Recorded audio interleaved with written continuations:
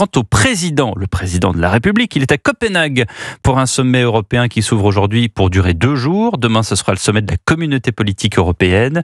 Au cœur des échanges, une fois de plus, le dossier ukrainien et la menace russe. Bonsoir Jacques Serret. Bonsoir Pierre, bonsoir à tous. Alors, à part un petit tacle à François Bayrou corrigeant que non, la France n'est pas au bord du gouffre mais bel et bien solide, le chef de l'État s'est donc retranché sur l'international et face à la Russie, Jacques, il montre les muscles.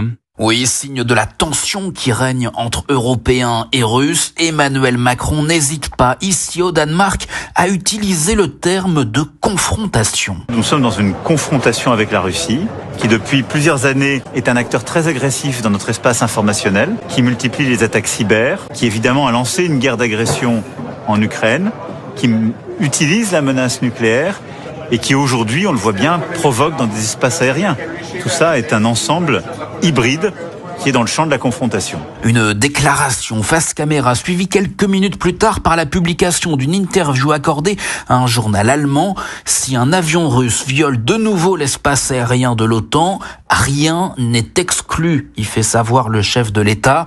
Une mise en garde adressée à Vladimir Poutine suivie d'une annonce, la possibilité de faire bénéficier d'autres pays européens de la dissuasion nucléaire française est toujours sur la table. Emmanuel Macron prononcera un discours sur la doctrine nucléaire française début 2026.